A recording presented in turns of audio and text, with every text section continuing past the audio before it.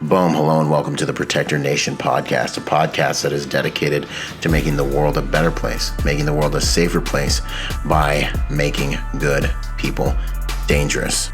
In this podcast, we're going to study and understand what it takes to protect your family, to protect your loved ones, because we all know that you have a few basic needs, food, water, and shelter, but you also have the need to protect those things. In a world and society where evil runs rampant and is sometimes left unchecked, learning how to protect yourselves and your loved ones is becoming more and more important. And so we strive to raise the level of accountability to those who would do evil on this planet by making sure that the sheep, that the flock, is more well-versed in protecting themselves and their loved ones. If that sounds interesting to you, then sit back and enjoy the show. Out. Boom! What's up, you guys? Here we are with another awesome episode, Protected Podcast. I might drop this on EPL as well. And I have an honored guest here today, somebody who's influenced so many of our lives. Definitely my life. I didn't even realize it. The infamous Paul Lozada. How you doing, man? I'm good, brother. How are you doing? I'm doing good. It's an honor, man. It's an honor to have you here, so... It's an honor to be on your podcast as well, brother. No, 100%. Thank you. No, I appreciate that, man. It's funny because, so those of you who don't know, Paul's had his hand in a lot of different things. He's impacted a lot of industries, law enforcement, and amongst other things. And then also he's done some stuff with showbiz and some of the movies that we love, like Training Day, Man on Fire, Tears of the Sun, The Equalizer. He's had influence in all those different things. An amazing career as a law enforcement officer. And I really, as I've learned more about him, love everything about it, man. I love that he's done some of the harder things. I do like the controversy. I like to understand people that have been kind of through the gauntlet, that have been on all sides of everything. And so I really respect you, man. I honor you for coming out on top, and being here with us, after all the dust settled and all the opinions and everybody weighing on everything. So I really want to learn more about that and honor you for that, brother, for sure. No, I appreciate it. It's just by the grace of God that I've been allowed to be privileged enough to have served him in that capacity. So all glory goes to him. Yo, that's the truth, man. I love that. And that's the way, that's the only reason I'm here as well, man. As you know, I think that's the truth for both of us, man. Oh, absolutely. So, he's also got a new book out, Officer 187. And that's really his badge number, y'all. That's a real thing. Yeah. And he's got stories that are like, blow your mind, man. We've had a few meetings and I'm sitting there listening to him like, people need to know about this, man. They need to make a movie about your life, bro. That's real. Right on. No, 100%. So yeah, man. Well, I guess, why don't you break it down for them? Give them the lowdown a little bit about, who you are, your background and things like that. So they know who they're listening to, my man, if they don't know already. Right on. Thank you. Appreciate that. Well, of course, Paul Lozada. I'm born and raised in San Francisco, California. Grew up a little bit on the wild side. My father's career military guy, command sergeant major. He was in special forces and military intelligence. And a renowned martial artist. So we came up, we weren't allowed to participate in the regular activities in school. When we went to school, it was all about martial arts. We had to just train. And, same thing with guns. We were little kids, like 7 years old. We was already at the range, shooting pistols and stuff. So, we had to come up a little bit different from the average kid. And I think it kind of reinforced, the discipline aspect of my life in anything that we had, or myself had participated in. It was a lot of focus, and it was always to come up on top. You know what I mean? If you weren't first, you were last type of mentality. And so, you had to give it your all in everything that we've done, And cool. My dad was the same way, man. He was a martial artist. So he would take me to the dojo when I go visit him. Like my mom raised me during the winters and my dad would have me during the summers. So he'd take me to the dojo and just basically kick me all over the place, just rough bamboo sticks and all, right? Literally, bro. And I would just survive, and then he would be like, yo, you're getting fat living with your mom. And he'd be like, 100 laps in the pool, 500 sit-ups, 100 push-ups, run on the treadmill every single day. And then he'd get one of those little bags. I'm sure you know what I'm talking about, the bag with the BBs in it. Yeah, right. You start hitting it. Yeah, if you're gonna watch TV, you need to be hitting the bag while you watch TV. Yo, that's what's up, man. My pop's the same way. He's like the Rodgers, we're gonna be the first, the best, the strongest. That's what he always used to say. Right. With that type of mentality, man, you will come up on top. But I have to reinforce those values. I mean, my mom was even tougher than my dad. You know, in the sense that because she was the one that was like basically running things, and she was, an entrepreneur. She was part of everything. She was in the music industry. Wow. She dealt with gangsters. I mean, mom she was the head of the game. She was the one that was like, okay, you guys, when we're little kids, here, if something goes down here, you got these knives, you're going to use this, you're going to stick a guy here, do these kind of moves. And if not, grab the gun in the back seat underneath the chair. It's like, so we're like, wow, you're 8, 9 years old. This is up in your mind. So you start thinking, I don't want to say it's warped, but you start to really like, you're like way ahead of the game. Yep. Our whole thing was survival, because it was like, okay, the world's going to end. Mm-hmm. Earthquakes are going to demolish California, San Francisco. So you got to be ready for the next phase in life. So it was like one of those things. So, as we started to come up, martial arts and all that good stuff with, tournament fighting, the regular norm that most kids go through as young children. We were talking like this is in the late 60s, early 70s. But, after, doing all the championship, the circuit and all that stuff, I got to a point for myself, because when we would fight, our dad would integrate the combats, like in the military, you train, you're a Marine. I mean, it's like kill or be killed. 100%. So we're getting this mentality as little kids fighting. It's like, okay, now you got to take this guy out, take him out fast. I said, well, we want to win a trophy. And it's not about the trophy. It's about winning, coming out alive on top. Because if you're on the bottom, you lost. Anyway, so we started. We don't fight. We end fights. Right. So in the process of that, we started to create, a more combative type of system. And this is way before MMA got into play. You're talking the early 70s, mid 70s. And, when we're fighting, people, you can't do a takedown, take a dude, throws a kick, snap him on the ground, start pounding him, ground and pound. It wasn't illegal. But we still did it anyways, man. Let's just do it. It's this way you can get your skill factor up.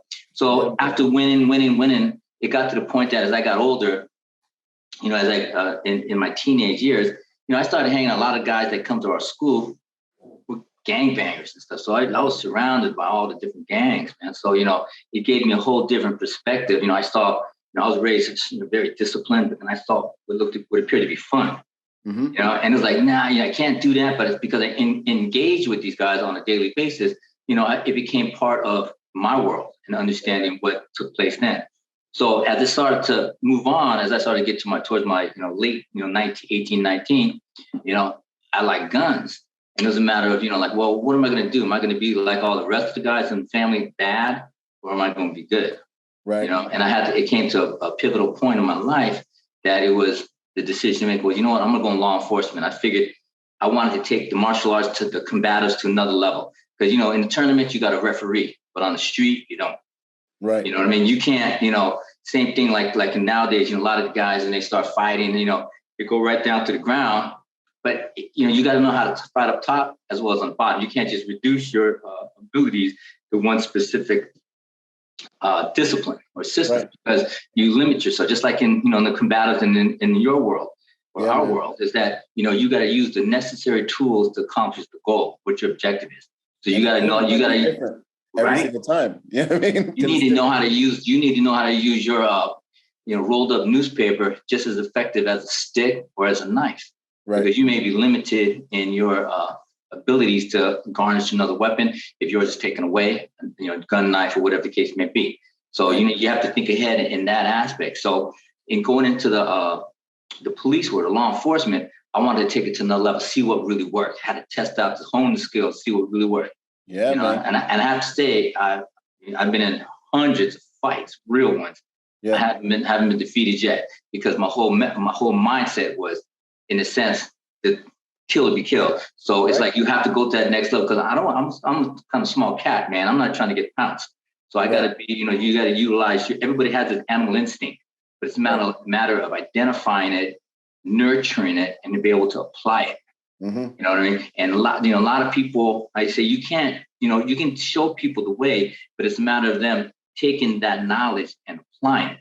Yeah, man, So, that's that Morpheus quote right there, man. There's a difference between knowing the path and walking the path, man. Right. And this stuff, you can talk about it, but if you haven't trained it, if you haven't gotten in there and gotten banged up or banged, then you really just don't have that X factor, man. I think a lot of guys like us that were raised like this is once you understand, and an advantage a lot of aggressors have on normal people and even cops that are doing the work that aren't actually training, is they understand violence, so they can achieve a higher level of violence more quickly, and it catches a lot of cats off guard. Right, element of surprise. The other day, yeah, man, it was like 3 cops, 1 dude. You could tell that one dude was a gangbanger, and he understood violence. He got out the car and just started dropping dudes, man. And the cops were like, and I was like, your badge ain't always going to protect you. Right. That's what I tried to say during the tactical protection review. I was like, you wrote a blank check when you laced up your shoes this morning that you might have to cash at any minute. So if you're doing this as a profession, you got to make sure you're formidable. Right. You got to know the game. And it's like, the difference between living and dying is knowing and not knowing. And part of the factor is that when you get into this, I don't want to say it's a game, but when you get into this profession, man, you gotta, realize your weaknesses and how you have to develop and better your skill factor. Like you said, the X factor, because you don't got it, you don't got it. And what happens is a lot of people in law enforcement, they figure once they pop that badge on, man, you're invincible. Yeah. But that's not the case. That's not the case. I mean, like 95% of my career was spent undercover. So I had to when I had to go into the hood, doing my thing, I'm like this, playing clothes, man. So, they either had to respect you for your abilities and what you was going to get on with, or is going to take you out the game immediately. Yeah. You know what I mean? Wow. And, it's a mindset. It's a lifestyle, you know what I mean? That you have to live by. You can't just, right? You can't just, all of a sudden, I'm like, you got guys, I know guys that are just proficient with the firearm. I mean, they can shoot the nuts off a fly. I mean, there's some badass dudes, right? But man, the moment they get engaged in confrontation, they freeze up. It's a whole nother thing. Right. It's a whole nother game. And, in our martial arts, we had a thing called the 5 S's. It was strength, stamina, skill, speed, but the most important, surprise. Because see, they don't know what you know, in the sense that, because if you have to have in your mindset already, like I teach a class, it's with the training day, like yours, training day, right? But it's a matter of it's 3 seconds, you're already dead. If you don't know when you get on the scene with something within those first 3 seconds, how you're going to respond and react to whatever the situation is, and you're going to be able to take it to that next level, you're already dead, because that guy that you're coming across with has no distinction between life and death. Right. You know what I mean? There's no governor. There's no thing. There's no timeouts. There's no thing. There's no bell. There's nobody in the ring. Okay. Yeah, man. No time. Yeah. No PC. All that stuff's out the window. Absolutely, man. So it's part of in the training. So when getting into the police world, I had to identify. Of course, when I came in, I'm a rookie, so I got to go through the program. I got to you got to go A, B, C, D. You got to go through the the process. But in the course of that process, you start to see deficiencies of others. I mean, you're like, oh, this guy's like officer safety risk. I can't have him for backup because, I may run the risk of getting shot, things of that nature. So you have to almost place your mind in a position of tactical aggression. Right. See, that's what happens by taking that tactical aggression. You meet the threat before the threat meets you. Yep. This is a Marine Corps principle, violence of action. Even if you get ambushed, you achieve such a high level of violence so quickly that you actually attack the attacker and you can turn the tide. You take the fight to the enemy, get in their OODA loop, as we all talk about. Right. Absolutely. So, to me, in getting into the law enforcement, after I finished my, the initial training and stuff, I was thrust right into undercover. So part of doing that, I had to, growing up on the street, I was able to distinguish, I knew the bad guys from the gate, you know what I mean? Yeah. The problem is that the ones that you really can't realize that are the bad guys, because they don't look like a thug, they're not just like a thug, but their mannerisms and the way they carry themselves, present the notion that, okay, you may be dealing with somebody who's not the average thug per se. Yeah. So you have to be prepared to deal with that in any given situation. Yeah. The sleepers.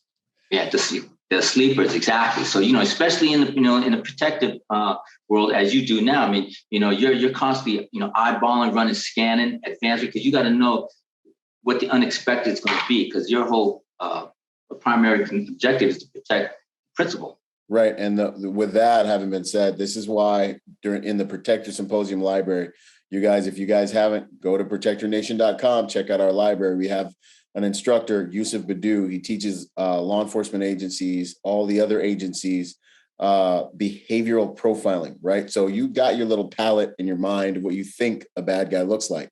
But if you understand how to profile behavior, understand what someone's subconscious is telling you about their intentions and what they're doing and their intent, you can really, really get ahead of the game, no matter what they look like. You know what I'm saying? You might see me and Paul and you might be like, oh, these guys are thugs. He's got tattoos and Paul's got chains on. And then you're going to be sitting there and you're going to be like, not even realizing like, yo, you're probably in the safest room you've been in all month, because me and Paul are having lunch 2 stalls over. And the guy that you don't expect, that you didn't think was anything, like the dude, like the white guy that just looks like, the Heidi Ho neighbor guy, walks in and starts shooting the place up because he's having a bad day. But if you were able to read his nervous behavior and notice he has too many clothes on for what time of day it is, and you see the bulge in his waist and you start seeing that stuff, then that puts you ahead of game, increasing your protection quotient, your PQ.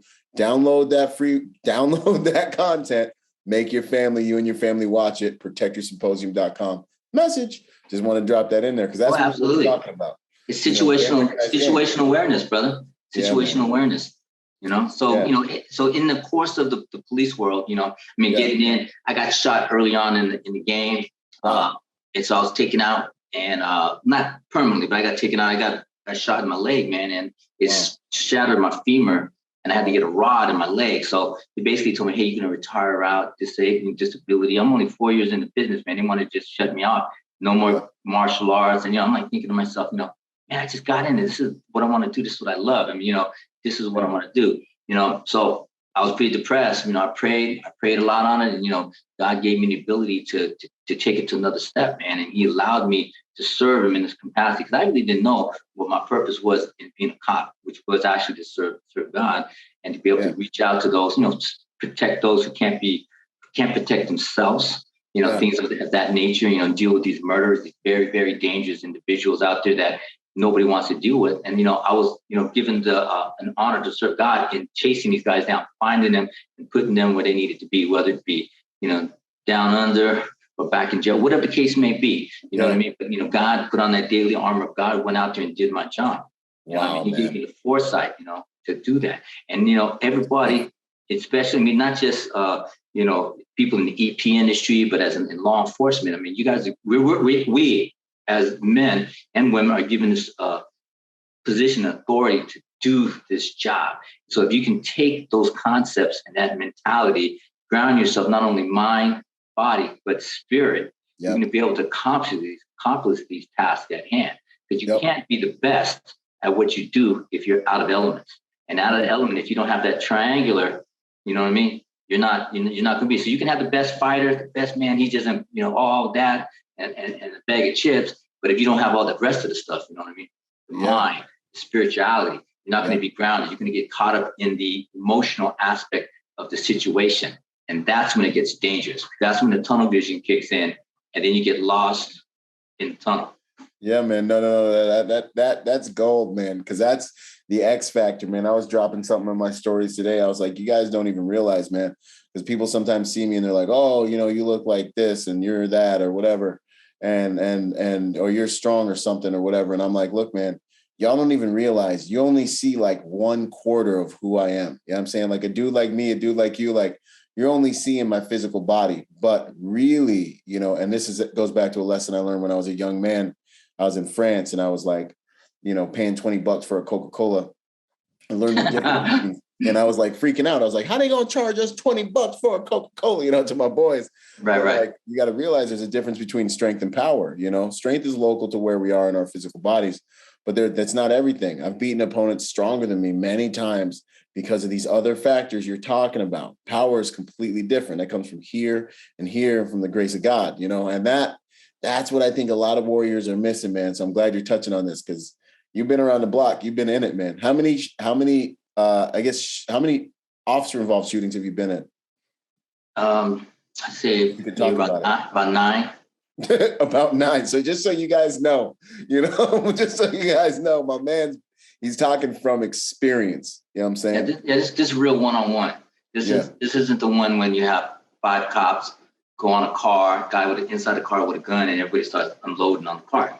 Yeah. No, I'm talking about this is, one-on-one gun battles type of stuff. You know what I mean? Like running gun battles, the whole 9 yards. I mean that's just discharging my weapon in necessary defense for myself and that of another. But just in like guys pulling guns on me, trying to rob me because I'm undercover, and I can go on and on. Knife fights, hatchet fights. I mean, it just on and on. If I was to have been involved in every officer-involved shooting of somebody that had a gun, they'd probably have a cemetery putting my honor.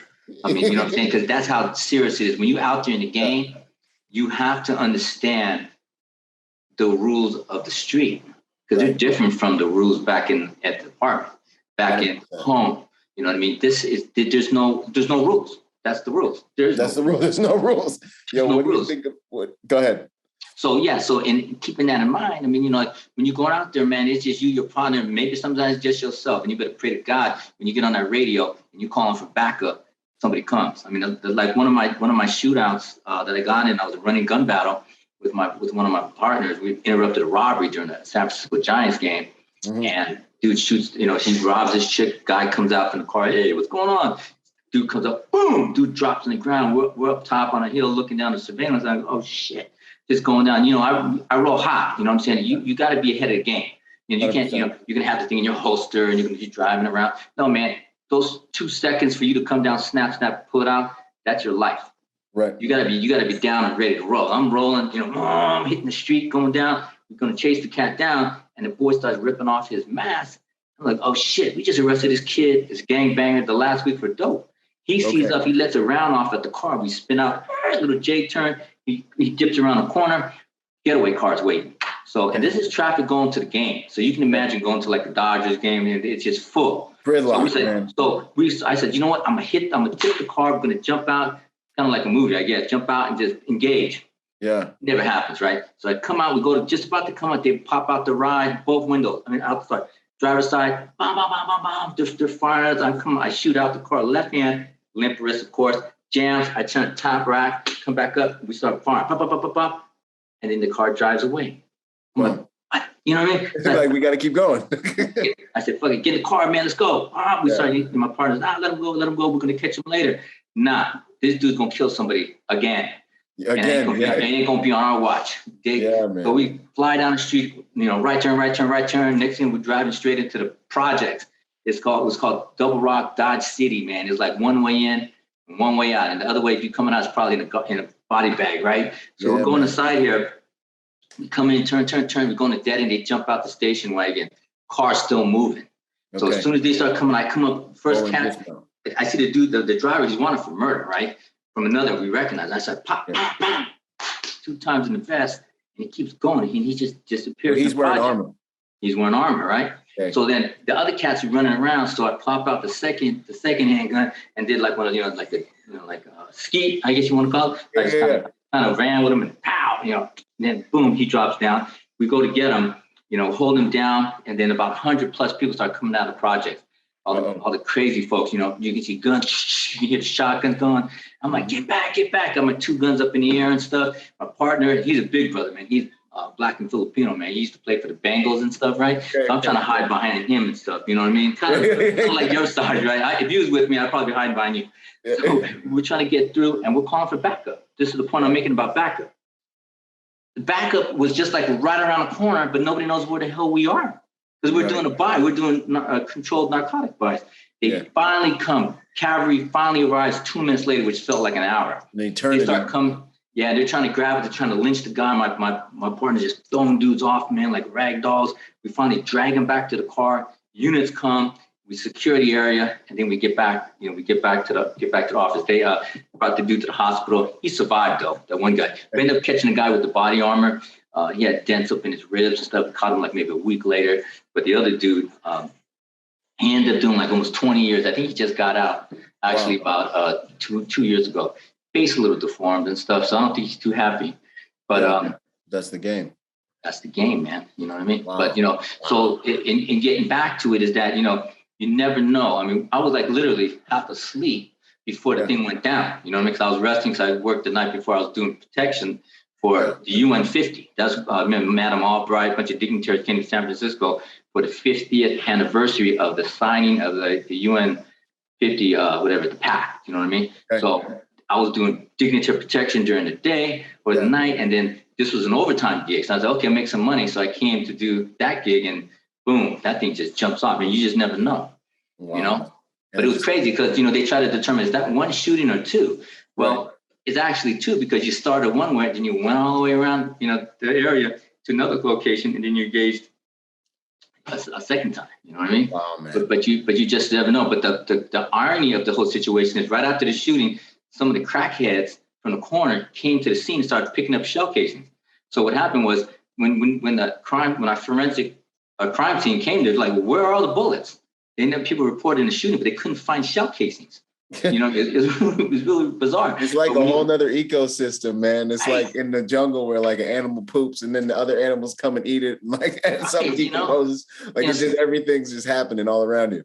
So some of these cats, I heard some of these cats are keeping them like souvenirs and stuff, you know, little shell casings and, you know. But when you look at the car, we got the car had bullet holes in the headrest from when we were shooting it. You know, it was just really, really crazy looking scene. You know? Yeah, man. Wow. But it was only by the grace of God that, I mean, the bullets were just coming and just dropping in front of us, man. It was like, we were like literally like 20, like a car length from each other, and the bullets are just going. Man, it's not like they shouldn't have missed us distance, man. No, absolutely not, man. It was like, you know, you were DOA, you know what I mean? Yeah, man. Type of thing. But it's by the grace of God that protected us during that situation. I wasn't even wearing a vest. My partner wasn't even wearing a vest. Man, you know? naked. But then if you go out wearing the armor of God every day, you know, that's all you that makes a difference, man. That's the only reason I'm here. They all absolutely. Ephesians 6:11, brother. You know?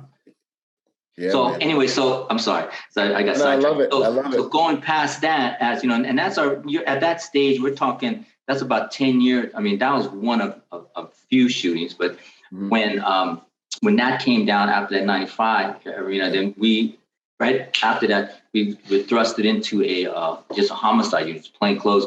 All we did was just go after murderers for almost 2 years. So we tracked them, and we had basically it was 33 unsolved homicides in San Francisco, black on black homicides. Well, in San Francisco at the time, that's just a misdemeanor murder. Brother killing brother. It was misdemeanor. It's not no felony. Misdemeanor murder. You know, so, right? Nobody cares, right? So it's like a Bandaid Effect. You know, okay, brother got smoked, whatever. So we're pissed off. What happened was another individual, I think it was a white soccer mom got injured. Somebody got injured outside of the ghetto. And so it brought attention. Yeah. You know what I'm saying? So it's like in San Francisco, okay, this is a tourist attraction city. You know, we need to fix it up. And the mayor at the time, Willie Brown, he don't play. He was like, okay, let's fix this now. Put together a unit, took the two top African-American homicide guys. You know, they contacted me and said, I put together the guys that I work with. And then boom, we just went out there. There's 33 unsolved homicides. We solved them all. We arrested 28 dudes and another 28. We actually arrested 36 homicides. I think it was 35, 36 homicide guys. The 33 were solved. 28 guys we arrested, but the other 5 was already in jail and dead and or in jail. You know what I mean? But then plus that, you know, I think in that two-year period, we took about 800 guns off the street, another, 1,000 plus, felons. It was crazy. We was knocking them down. Dude, I listen to these stories and, me being a fan of Training Day, it's like I just see scenes, when he's like, like when they're in the car and Officer Hoyt's like, this isn't justice. And he's like, I've done this many hours of incarcerated man hours. They make graveyards because of me. He's like that, and I just can see your influence, man. Right. Well, the little story on that. So what happens is right around that time, my partner and my team, we was rocking and rolling. We was really knocking them dead. Yeah. And what happens is that we get a call. One of my lieutenants, he was in charge. He just happened to be in charge of the movie detail. So he was in charge of setting up the permit so people can film in San Francisco, to get all the little landmark, Golden Gate Bridge, whatever the case may be. So he calls me in and said, hey, Paul, I got a couple friends from Los Angeles. They're journalists, man. I want them to ride with you. And we're like, man, we're working this high profile unit. I ain't trying to get no newspaper in my car, right? Yeah. Guy. So anyways, boom. We go I talked to the guy. He says, we're going to give you overtime. And I told my partner he's reluctant. Eventually, he says, okay, because we want to get that overtime, right? So we're going to meet these two dudes, older white dudes and stuff. And I pull up, and we had a black Cadillac. I pulled up. I see these two dudes. They're kind of old, man. I'm like, you guys got bulletproof vests? And he goes, why? I go, because where we're going to take you, you're going to need them vests. So I said, pop the trunk, gave him the vest, boom. So we started rolling. We started to go through the Tenderloin, which is like one of the nastiest parts of San Francisco. It's Tenderloin. Tenderloin. I mean, you hear that, it's just a crazy name itself, man. You know what I mean? Yeah. You know, you think it's steak, but it's not. So what happens is it's like a melting pot from all the crooks in the Bay Area, man. From Sacramento, Oakland, every thug you can imagine, your gang, all go there. And that's like just little corners, pockets where they all deal their drugs and stuff. You know, it's just pathetic, but profitable. So we start rolling, right? We start rolling. Within 5 minutes, boom, we see that we armed you armed kidnap right in front of us. So I'm like, oh man, I stopped the car. We look and get in the car. And we see these doing. So I get in the radio. He gets in the radio. I said, hey, headquarters, man, we need some units. Send us some plain clothes units. We got to see what these guys are going to roll. They're sending out units. We make a right turn. The third right turn, they know we're the police and stuff, no matter what part you got, right? So they look at us, we look at them, boom, get on the bridge, man. Bay Bridge, boom, they're flying, man. Stuff starts, whirling out the cars and stuff, you know what I mean? But I ain't tripping on the dudes in the back seat, you know what I mean? It's like, we forgot. So I'm calling for headquarters to get us to CHP, get us Oakland PD, because we're going across. We look like, I'm pretty positive we're going to Oakland. Sure enough, we get to these this area called like Acorn Projects in Oakland. It's like West Oakland. We start to roll down. Car crashes. Dudes get out the car. Bail start running. We chase them down, snatch them up, get the victim. We come back, and then the two dudes that were standing were with us. The guy goes, "Man, this chase was better than Bullet." I'm like, "What do you know about Bullet? That was my favorite movie with Steve McQueen." He goes, "I was part of that. I was part of writing it, and I got that you're a journalist." He goes, "Nah." He goes, "Well, yes, but I'm a screenwriter." I go, "Okay." He goes, "We're in Hollywood." I go, "Oh, that's cool." So he goes, "You want dinner?" We go, yeah, let's get the car. So the tow truck, we go to our car, it doesn't start. So I told the tow truck driver, drop that, take our car, we'll go into the stolen car. So we hotwire the stolen car, get back in, drive back to the city, have a real These people that are in your car are like the screenwriters are just like, where am I right now? It's right. Twilight Zone. Twilight Zone. So we go there, we get a nice meal with these dudes, bullshit, whatnot. Yeah. And then, nice to meet you guys, they take off. Well, about maybe a week, 2 weeks later, I get called from the lieutenant. He goes, "Hey, my friends are back here again." We're like, "Oh yeah, those Hollywood dudes." We come. So we come back in to go meet these dudes. And next thing you know, the one dude, he said, "Hey, I'm Paul Neal." Hey, and this other guy named Jerry. I'm like, Bruckheimer. I'm like, Jerry Bruckheimer. I know who he was. The next thing you know, we're talking, we're interested in purchasing the rights to your life story. Big check, there's a contract. You can have your lawyer look at it. I'm like, I'm your lawyer. I want that check, right? Yeah, so we get a big old check, get some loot, and then we're off and running. Now we got ourselves a movie contract, man. They're securing the rights to our life story. This is 95, 96.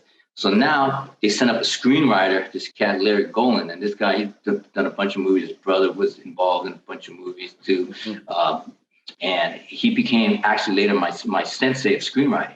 So as we start working on scripts, they're taking, every year they give an option, they pay another 10 G's if they don't make your movie. Well, 5 years later, now we got about, $150, but the movie's not major, so I'm gonna backtrack. So now we're getting this check. But we're starting to see all our elements of what the screenplay we write in Bad Boys 1, Enemy of the State. I'm like, they're stealing our material. I mean, this is worse than the streets, man. In Hollywood, there's some real gangsters. There's some real gangsters, man. They got and their weapon of choice is the computer. Yeah, man. The pen, man. So, yeah, right. So they start taking us to the bank, right? So I said, no. So I get an attorney, I get an agent. We start to renegotiate the contracts. I want to get out. So a few years later, this is I say around 99-ish. Next thing you know, their lawyer comes back with saying, here, you know what, page 269, paragraph 6, line 4 says, we're going to give you $100,000. Shut the fuck up. Yeah. And no more. So now like, I mean? They got our screenplays, put it on a shelf. Now ain't nobody dealing with it. So now we're sitting like sitting ducks, nothing going on. Yeah. So my partner shoots me a call who I was helping before with some other stuff, Antoine Fuqua, and he's the godfather of my 19-year-old. He says, "Hey, Paul, man, I'm working on we plan on working on a screenplay called Training Day." Yeah. And I go, "Okay." Yeah, I go, "Send me the script." So he sends me the script. He goes, "Denzel wants to work with you, blah, blah, blah." So I look at the script, and it's all right. You know, I mean, it was about a dirty cop down in LA. He's named Rafael Perez, you know, part of the crash unit. You know, it was really weird because our unit was plainclothes. We're called Crush. Down in LA, they were in uniform. Well, they were jeans and like a windbreaker. They called them Crash. Yeah. They were kind of gangbanger-ish. We were just doing homicide, a little different flavor. Right. But still, they did some good work. They did their things, of course, but some other shit went sour. But for the most part, you know, what he was doing was funky. Right, so the movie was supposed to be about his exploits, but the cat didn't really have any swag. He was one of those, you know, he spoke with, you know, "You got a problem?" He had a little Puerto Rican, Cuban accent, you know. So but that's about it. They didn't want right. That's about it. You know, you pushing down drug dealers, stealing their stash and stuff. I mean, how tough can you be? Right. Okay. I mean, you shoot down an unarmed dude or whatever the case may be. I mean, I know it doesn't take a lot of balls to shoot a homeless dude. You know what I mean? But anyways, so what happens is I take that look at the script and I punch it up a little bit and end up getting with Denzel. And, you know, they like my swag and, you know, my get out, my dress, the whole 9 yards. So I work with him doing a bunch of things for the revamping the screenplay. And then we was off and running, you know what I mean? So I told Denzel, I said, "Look, you use my hostess, my hostess, my lucky hostess, I'm guaranteed to give you an Academy Award." Get you Academy Award with these. Get you Academy Award. He gave me this badass, big old rock of a ring, like, "Thank you very much," you know, type of thing, you know. So it worked out real good. You know what I mean? So, you know, it was real good working. You know, we were dealing with all the gangbangers, some of the other guys and the informants that we had and stuff. Made a phone call, "Hey, look, get us in the project." We talked to the head bangers and shit. Say, "Hey, look, we'll use your folks in the movie. You know, tighten up, boom, they get taken care of." And then we had free reign. You know, so that's why you see the legitimacy and the authentic individuals that were inside the movies, because we were able to, with Antoine, parlay the screenplay, the actual making of the movie, so it was as real as can be. As authentic, like the real hood with real. Exactly. You know, because like I think Macy Gray got a little upset when I grabbed her hair and I pulled it down on the ground because I was trying to demonstrate to Denzel how you got to bring a cat down to the ground. I just didn't know it was going to be a woman inside. I mean, I thought Macy was a dude at first. I knew a dude named Macy. I didn't know it was Macy Gray. You know, Macy Gray. Right. So boom, she go on the ground. You know, and then the thing, you remember when he goes to the house, we use the Chinese like menu to get in, search one. You know? Yeah. So it was crazy. It was crazy, man. So, and then like at this scene, we used that one scene, right? When you see when he pops out the car, he comes out with the two guns. Man. So what he did was, because it was a play on that one shooting that I got in, because I had the two guns. And I was, you know, going off like that. The problem was though, the prop master couldn't get the Sig Sauers, like here, 220s, Sig 220. They couldn't find them, so they had to go with the Smith 4510. Yeah. You know what I mean? And, you know, those are like, you can use those for like, you know, like a hammer or something. You know what I mean? Not my favorite gun. The effect, you know, like they had the big, you know, chromed out effect. Back in the day, I mean, I learned from this one dude, because I was always into shooting, right? So I would train with different guys, you know, because I wanted to, you're always going to be a student. This is what people don't realize. No matter how good you are in whatever discipline, knife fighting, gun fighting, whatever it is, you have to allow yourself to be open to absorb other training. Because it accentuates what you already have, your current abilities. But some guys close themselves off from that, and they don't want to. Like, my stuff the best. I just don't want to go. Blah blah blah. So I learned from a real gunfighter, not this pretend stuff. A real gunfighter. Yeah. And he told me. I mean, he'd come up and he would shoot twice, and he'd come at an angle, so he was canted. I was like, whoa. And then so when I would shoot, I would at the range. I'm shooting. And then the range back, what are you doing? You think you're a gangbanger? LA. You think you're on the block right now? Yeah, you're on the block. You know, I'm like, well, time out. Well, because I'm shooting a 45. I mean, the recoil on the thing, it's from here to here. From the shooting, it's quicker. From here to here is a little different, but it's here to here. So I'm saying, so I was faster on target and more precise and surgical with my shooting from a close position versus, you know, from an epigee, from an extended version, you know what I mean? So a lot of times they turn around and say, oh, you can't, da, da, da. But then that was back in the early 90s, 80s. Now It's like accepted. You see cats, they're taking an M4s, they're tilting it because they're getting quicker on target, acquisition of the target, delivering their shots downrange, and then moving to the next position. 100%. Like you were talking about the car system the other day, man. Right. For me, Absolutely. I remember like at first, well, one, hashtag John Wick, y'all. Two, I was sitting there doing some airsoft with one of the homies. He invited me to his birthday. He's like, oh, we're going to do some airsoft. And I'm like, whatever, man. Like airsoft ain't the real thing. Like shooters, range dudes always look down on airsoft dudes. So I was like, man, airsoft, whatever. So I go in there and it was like legit. Like it was like really good training. I was getting gunfights like all day long with a bunch of fast little kids. Like it was legit. And I did good, man. But I realized, I kept noticing that when I was under stress, and gunfighting is my martial art, right? So I kept realizing when I was under stress, I was pulling my weapon in really close and I was prying things off and I was keeping it real close to my face to have a smaller signature. And I was blasting fools like this a lot. And I was working in close like this. So then I started kind of thinking like, how come I'm working in close like this? Because obviously to my subconscious, which is overriding a lot of my training right now, why am I behaving like this under stress? And I started to look into it. Then I find the car system and I went and did some training with Jeff. His last name's not coming with me, but he's the SAS cat. And man, I can't wait to drop this tactical review I did on that system. It is amazing. Being able to shoot with your non-dominant eye and being able to go all the way around yourself and still engage targets in 360 degrees, learn how to shoot inside close like this, like, man, took everything to the next game. And then when I marry that with what I learned from Craig Douglas about car fighting and gunfighting inside of a vehicle and understanding how to do that, man, it takes everything to the next level. Like your conventional handgun skills, that's cool. Get a base, understand your fundamentals. But when you really want to start cooking with tartar sauce and being able to do some things that are dynamic and quick and give you options, this is the type of stuff, man, that takes you to the next level for sure, man, what you're talking about right now.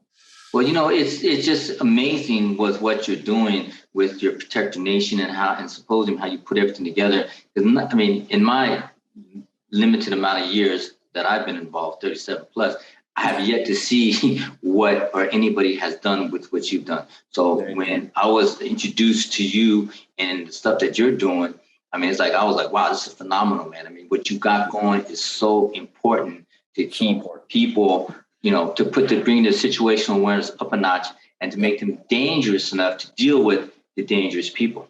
Yeah. I mean, I think that's a big bonus plus in this society, which is lacking because, people, these kids train all day doing Call of Duty, whatever, the little video games, shooting games all day long. So they have a little bit of a grasp on tactics, a little bit of a grasp. And that would give them a little bit of an edge in the sense that, because they're just, they're used to doing it all day. They'll catch you in an L-shaped ambush. They'll move on you. Like it's not. Exactly. I mean, nobody's going to want to be a standing target, and you got to be able to move and groove. Otherwise, if you're stagnant and you stay in the same position, you might as well just put the bullseye on your head because that's how you're going to get hit, No, I dig it, man. That's good. Thank you. I appreciate that, man. It honestly, it's become my purpose, man.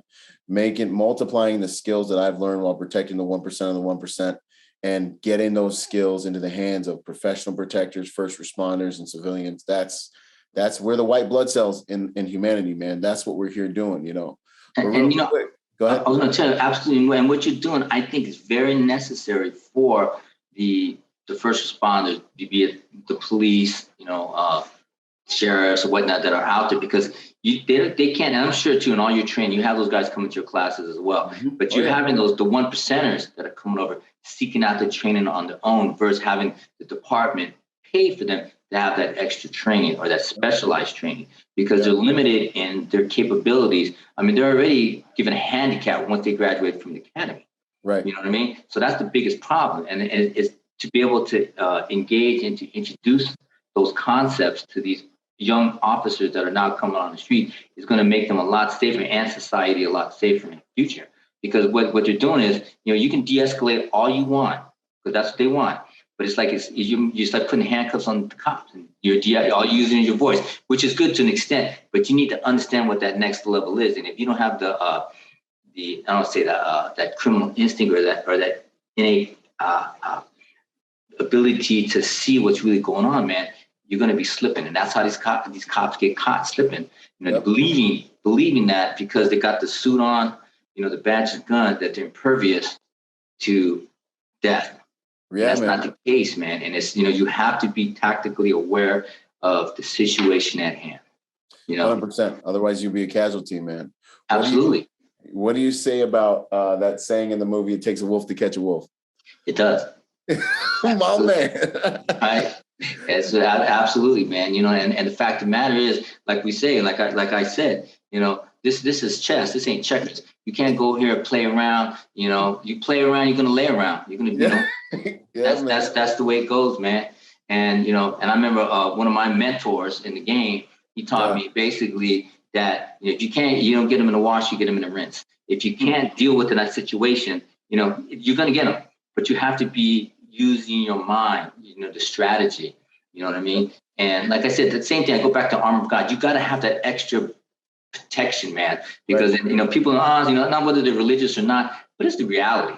Yeah. We're dealing right now with the unseen forces of darkness, man. And that's at height right now. Right now, you have to have so strong right now. Oh, yeah, absolutely, man. In your face right now. Absolutely, and you have to prepare yourself to deal with that situation. You can't just do it from working out all day, at the shooting range and all that kind of good stuff. All those are elements that you need to put into your arsenal of weaponry. But you have to, like you and I agree upon mind, body, and spirit. 100%. And the thing is, I'll go back to the book. So after I finished, my career, I was very blessed and fortunate to do what I did. I was the most decorated cop in San Francisco, let alone maybe in California itself. It looked like Vietnam if you saw the medal, but it wasn't so much of the accolades that came with that. It was, to me, serving God in that capacity. But, I'm human, and the fact of the matter is, I felt I became a target. I became an issue to the administration. So they looked at me as now I'm reckless. They used me to do all the dirt, and I'm dispensable. It's like, okay, fall guy. So it became that situation. And doing movies and all that stuff, I was already an outsider to begin with. And how can this cat, I didn't grow up in the Catholic schools. I didn't grow up from their hood. Now I'm an outsider. And I came in and took it to a whole nother level. So I became that problem. Target, right? And then my boy, one of my partners was murdered with an AK-47, man. And the fact of the matter is that he was tactically sound, but you can only do so much. You got a guy with an AK-47 in his hand with the mindset that he's going to kill you. Right. You know what I'm saying? So the guy was going to kill somebody that night. It just happened to be one of my partners. And as a result of thank you. But as a result of that, I started to see, because I had an opportunity. It's in my book. I talk about it. The year before, I had the AK-47, the whole cachet that was, sold to these gangbangers, and they were going to use it to fight another gang. But the issue was that I took off one. I was going for the whole dozen, but the administration wanted to suppress me and hold me down because they were trying to build up a bunch of bullshit, to say, oh yeah, Lozada's doing this, that, some kind of shit. But as a result of it, you got casualties of our own. And then when I was at the funeral and I'm seeing these same jokers who created the situation, we're all crying, fake crying, and acting like, and I looked at that and it just left such a bad taste in my mouth, man. It's like, do I want to be a part of this organization? Right. You know what I'm saying? It's like, it just wasn't fitting. Yeah. So anyway, I ended up just bouncing, you know what I mean? And then, then I went hooked up to some Blackwater stuff for a little bit, a few months, get some cash, some training. But I loved being a cop, you know what I mean? Yeah. I ended up coming back in with an agency up in Sacramento. I did that for the next 10 years and hooked up with another agency in South Bay, same thing, and finally retired out in last October of 2020 after 37 years. Wow. So it's all chronologized inside of my book, and it talks about it. I just basically they had their story. I got my truth, and and it's just the trials and tribulations of being an undercover cop. And as you mentioned earlier, my star was 187, which is California Penal Code for murder. So so it had a little extra persona, a little extra stank on it. Yeah. So the crooks, they'd be looking at my star when I pull my star out my jacket. They're too busy staring at the numbers and stuff. Then before they know it, they're like in handcuffs. Okay, worked out pretty good. I mean, I'm sure they were like, what kind of Twilight Zone? I got Officer 18. What's your badge number? 187. Oh my gosh. Right. But with that though came a lot of notoriety in the sense that defense attorneys, they try to twist it. Oh, you got that badge number because you want to go around killing people, stuff like that. But it was a star number that I got because my nephew, who is still in the department now, he wanted my star number, which had a lower number. It was like 389. He had like 4,000 something or another. And in the departments, you want to have a smaller number because it kind of like shows that you have more seniority. Yeah. So he got that. I got the 187, and then the rest is history. Dang, that's wild, man. See, and that dude, you got so much experience, between the streets.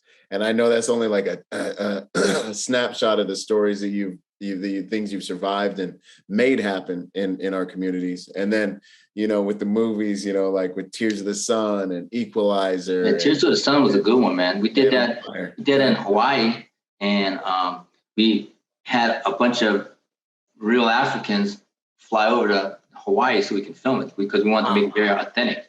And we had one. It was a little crazy, man. This one guy, we call him the Alligator Man.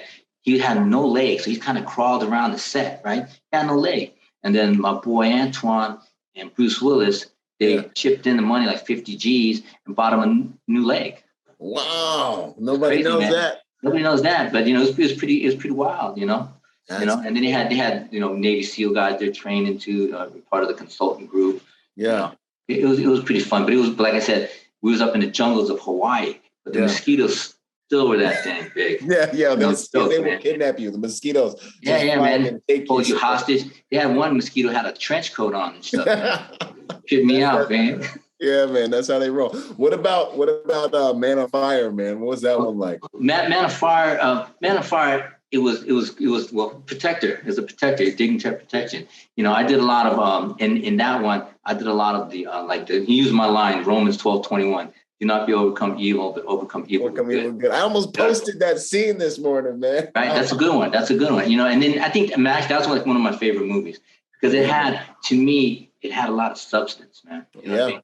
And all Training Day did as well. But to see a lot of people, I want to jump back to Training Day. A lot of people don't understand. They're like, Training Day is about a dirty cop, which it was. But it was a bigger concept. And I would tell this to Antoine, and he uses this in a lot of his movies. And I said, you're blessed, Antoine, with the ability to use this type of media to reach out to millions of people and talk about God. Yeah. And in that movie, what the moral to that story is that the wages of sin equal death. If you can stand here, you can be the top of the game as the policeman or whatever kid. If you're dirty, man, you're gonna go down. Yeah. God don't like ugly. That's what happened, man. So my grandma used to say that. Right. So I mean, that's that. That concept, and like in all the other movies, is the same thing, and that as we work and develop it, like with Man on Fire, he didn't direct that one. I think that was Scott, Tony Scott or Ridley Scott. But that's what, and Denzel, he's a very, very strong Christian brother, and he loves the movies with that type of meaningful objectives. You know what I mean? Yeah. The same thing in Magnificent Seven, Equalizers, and all that stuff. So, but yeah. That's huge, man. I love that. I love it. That's good stuff. And I mean, an hour is not enough to dig into all the stuff that you have to offer, from your street experience and from your protector experience, your experience even on set. But real quick, just everyone, just so they get a real good understanding of what your book is about. What's the premise? What's that? Okay, well, my book's about my trials and tribulations of an undercover cop. And in coming from my world, into this police world was, a transition that I say is like no other, you know what I mean? But coming into the world and into this police type of activities and seeing the injustices, the corruption, the, officers that are involved in doing whatever they do, and just people in general, it's like, it was just a whole mind. I don't want to say mind fuck, but it was like, it took me to a whole nother level, and right. To me, it was a matter of telling, like I said, my truth to what had went down. And it was therapeutic as well. You know what I'm saying? Being able to put it down on paper of what actually took place. I mean, I didn't get to touch. I mean, I made over 20,000 felony arrests as a cop. Okay. Wow. 20,000 is a lot. I mean, you're talking, not counting murderers and They make whole entire prisons because of me. Right? Exactly. So, you know what I'm saying? So, but, you know, it's a matter of the lives that I touched during that time period. You know, when I was undercover with the mob, I was doing guns with, you know, all the different gangs. I mean, I was like so deep in doing stuff. I mean, it was just a whole nother world.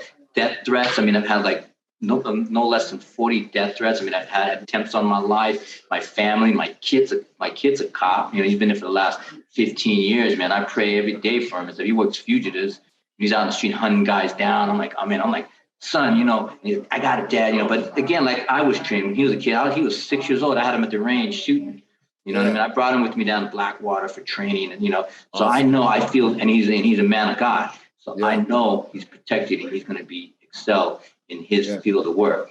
But I still, you know, part of it, I can't tell him, I'm like, hey, I want him to just get the desk job, be in, and not worry about stuff no more. But, you know, he's a junior. Paul Jr., so he's following Pop's footsteps, man, and he's in it to win it.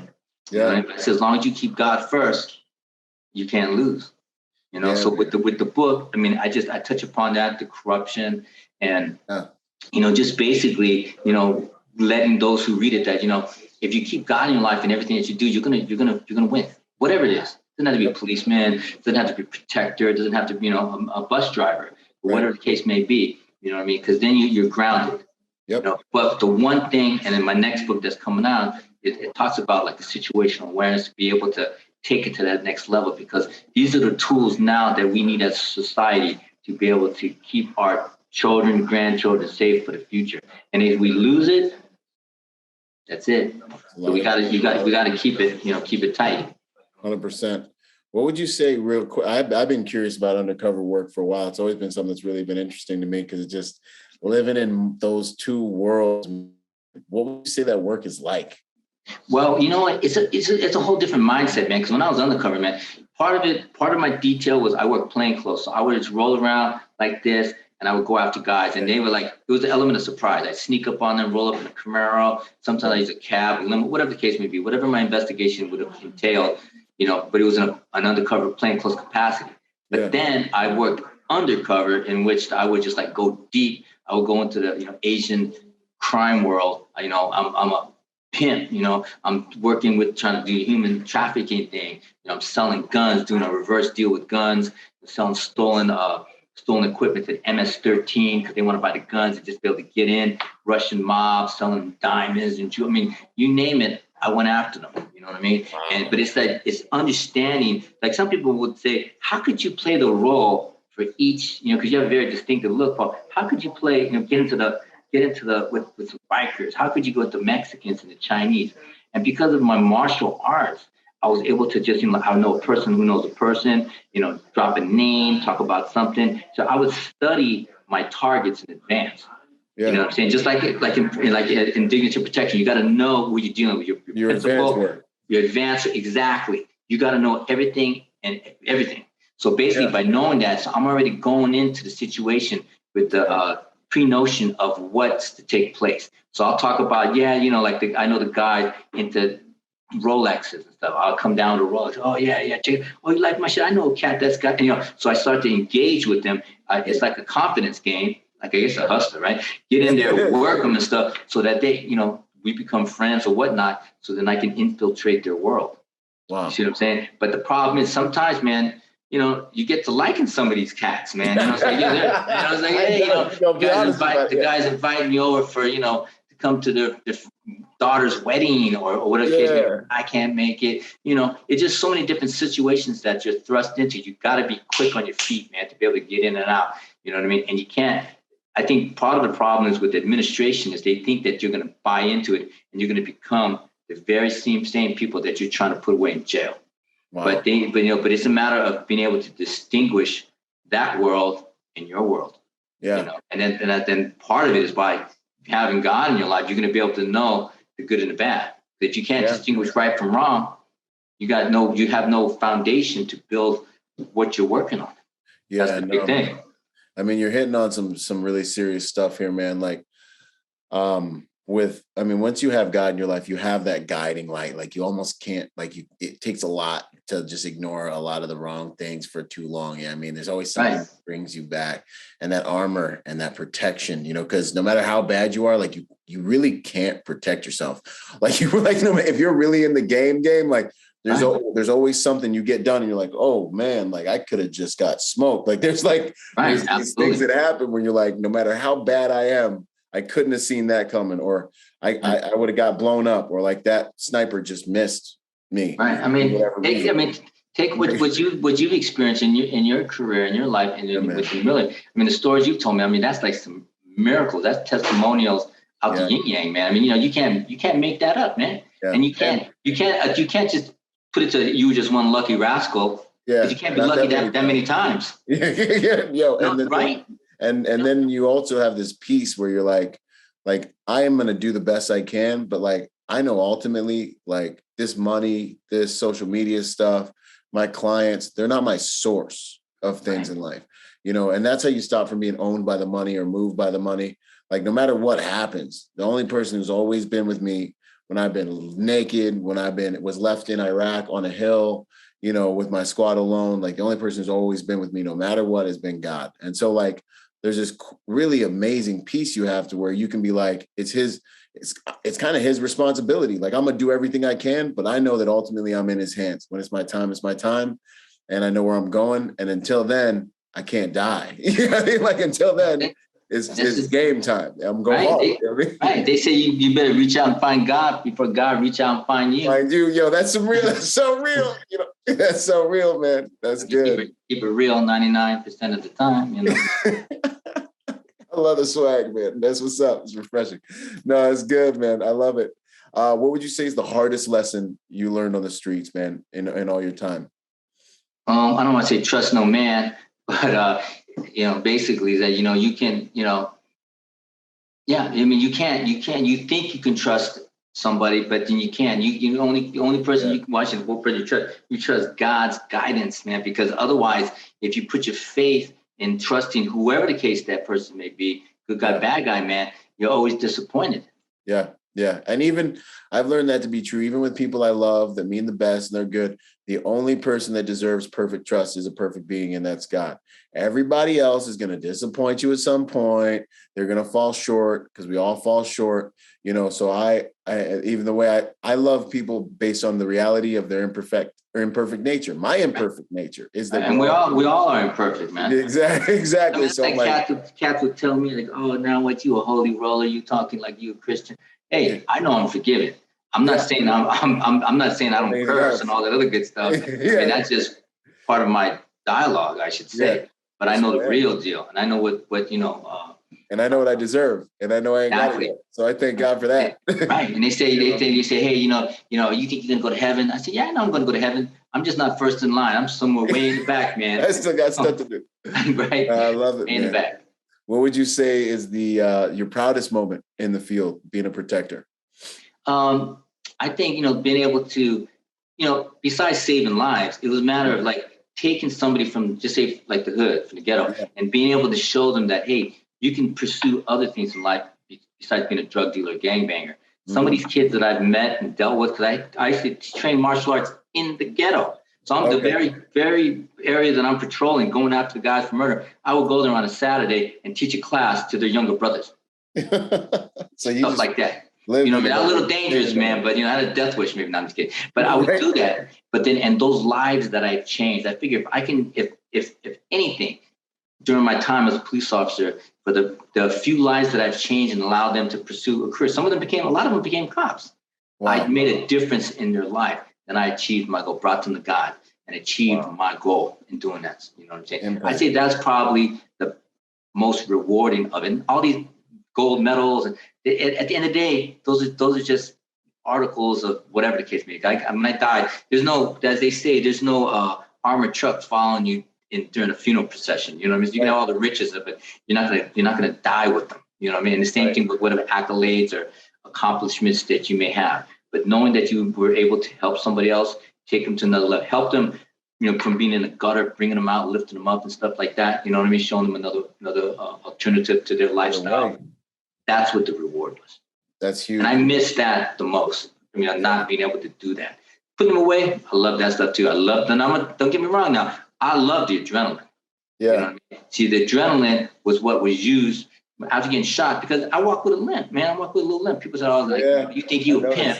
You know this, right? You saw me, right? Yeah, I ain't walking like he a pimp. No, man, my leg hurts, man. I gotta drag it down the block. You know what I mean? So the fact of the matter is that the adrenaline allowed me to mind over matter the pain, because I'm in excruciating pain. This ain't no joke, getting shot, having metal in your leg. So to me, the adrenaline allowed me to have that ability to override the pain. And then when I left, doing what I did after 37 years, that pain kicked in. My adrenaline, I have to get my adrenaline from other avenues. Yep. You know what I mean? No, that's the real. If I hear a siren or something goes down, boom, adrenaline kicks in, man. I'm like, whoa, I'm like waiting for the, to get in line to take care of some business. You know what I mean? So I'm like ready to run, ready to roll. No, I feel you, man. That was my PTSD for sure. Was I got out of the Marine Corps and came back from war, and I was addicted to dopamine, man. Like I was like, yo, what are we doing tonight? Like, what are we up to? And I lived fast for probably about 5 years or so. And I mean, I'm so glad I survived it. I got into drugs. I did all kinds of stuff, and I was hard. Like I was just strong, so I could handle so much of everything and be functional and like not sleep and go to the gym the next morning. And because God's given me that strength. And I was just always, thank God I didn't buy a motorcycle. And I was just chasing that adrenaline, man, for years, until I finally was like, why are you doing this, bro? And I kind of was like, okay. And then I switched up my environment and started to try to taper off. And then the key is, and this is what I think a lot of warriors miss, is I still have that. I still have that PTSD, but I deal with it by getting up early in the morning. Every single day of this life for me is a war. I wake up every day. I hit my purpose. Wake up at 4 a.m. early because it hurts, and it hurts so good. I go to the gym because it hurts. I work that beast that's inside that will devour me if I don't work him out. Right. I work that dude out. I continue to be dangerous. I continue to be strong, but I hit my mission like it's a war. If you watch me during the day, I'm on my computer, I'm working, I'm making phone calls, I'm working, and I'm working like we're in Iraq. Like that's because I can't let the grace that's been given me to live again be in vain, So like I'm in all out combat all day. All day, every day. Yeah, man. And that's how I've been. But see, that's your blessing that you've been given. And, and what you're doing now is a blessing, man. Being able to reach out to the thousands, hundreds of thousands of people through what you've developed. I mean, that's the God-given gift. He gave you, by the grace of God, survive what took place and put you in the place that you are now, which is allowing you the ability to reach out and teach people about situational awareness, protect people from all walks of life, which is very important. So, and what you're doing, and what you're doing is good, is where you're supposed to be. 100%. No, thank you, man. And for all the warriors listening, the message is find your new fight. Find your new fight. Just because you can't do the cool stuff you used to do, find something now that you can pour yourself into and you can that you care about, that's valuable, that you want to contribute to the world. And that's going to be an honorable battle. And most of it will be against weaker versions of yourself, and that's, there ain't nothing like going to war against weaker versions of yourself, man. It's the best way you can fight. And then, the strongest weapon we all possess is the mind. It's a matter of developing and refining it and being able to utilize it at its optimum levels. 100%. 100%. What would you say is your favorite quote or mantra as we hit these closing questions? Well, actually, I like the Romans 12:21. Yeah. I do actually have two. I got tattooed on my arms, but Romans 12:21. Not be overcome with evil, but overcome evil with good. And Exodus 15:3. The Lord is a warrior. The Lord is His name. Man, so good, man. I could go on a whole nother podcast. We start talking about the Lord as a warrior. That's why I got him over here on my arm, man. There you go. It's one of those things because they'd be like, well, what about thou shalt not kill? I'm like, thou shalt not murder. You read your Bible, you're going to find God empowered so many warriors to do His will on this planet. Absolutely. It's an honorable service for an elite few, man. I love that stuff. That's good stuff, man. Heck yeah, brother. How would you like to be remembered when the dust settles, man? What's it all been for? Well, I would say it was all for God and family. Yeah. Solid. I mean, at the end of the day, that's all you have. Mm-hmm. That's all that really matters. And if your family isn't blood, your family are those who are part of your world, a part of your life. That's family. It is not always, by blood. We're like brothers by choice, not by blood. You already accept you as family. Yeah. You know what I mean? So, you know what I mean? So it's all good. You know what I mean? It's just a matter of taking it to that next level. 100%. And the thing is, and that's my whole, I don't want to say discontentment, but when I see, I sit back sometimes and I watch some of the play warriors and people out doing, whatever. And it's like, to me, it's like, what is your purpose? What is your real purpose? Is it about the flash? Is it about, I can shoot, 100 rounds in the same hole, or, second draw. All that kind of good stuff, which is good. It's cool. It's you know what I mean? It's cool. But, it's like, at the end of the day, what is your goal? Yep. What's the value in what you're doing? Right. What is the value? Can you take what you have in value and be able to help others? Because as a warrior, that's your job, is to protect and to help. Help those who can help themselves. You know what I mean? So what are you really doing? So finding your purpose is very important as a warrior. 100%. And a warrior without a war, man, doesn't have purpose. So you can't unsee what you've seen, man. You can't go back. So you have to find that new fight. I love it, man. And that and what you were saying about just the whole content game, for me, I had to fight that battle when I first started, and I was like, well, I want to contribute and make some cool content. And then I was like, well, I'm just a Marine. Like, who cares? I'm not a Navy SEAL or like a Delta Force guy. Like, I don't have that extra pizzazz that you get when you have those titles. So I was like, so then I started making some shooting videos, and then I was like, man, what's the value? Like, this has got to be boring, And then I started being like, you know what? I'm gonna make sure that with my content, I'm giving people value. And so now I focus so much less on it being cool, but I focus on, if you watch this video, you're going to be better. You're going to be harder to kill. You're going to be smarter. You're going to be able to protect your family better. You're going to be able to get home at the end of your watch. And that has really served me. And it really is, it's just a goal that's worth going after, rather than look at me in my cool shirt, my new cool draw, and there's me shooting in the Hawaiian shirt. There's me shooting with a black shirt. It's just like, okay, like that's entertainment. That's not value, I love that, man. Being able to empower those who don't know the game to be able to protect themselves, being a man of God, being a man of family. There's the family you're born with, but then there's the family you choose. That's your pack, man. That's your pride. That's heavy stuff, man. Well, awesome, brother. Man, what are you up to these days? Where can people find you? And then we'll shut this thing down. Well, I'm very elusive. You may not. I'm just kidding. But but for the most part, between Northern California, Southern California. Yeah. Just like I said, working the book, working on a couple of other film projects right now in development, as well as still doing PI work, dignitary stuff. So I said, I put it like this: I'm where God needs me. He's going to lead me. That's what's up. I love it. Where can people find the book? Oh, you can get the book online. The www.officer1EIGHT7.com. It's nice. It's available on Amazon as well, but it's only ebook on Amazon and Google and Barnes and Noble. But if you go to the website or to the Instagram, same thing, Officer1EIGHT7, you can get the book there. Nice. Yo, send me those links after this. We'll put it in the write-up so they can find it.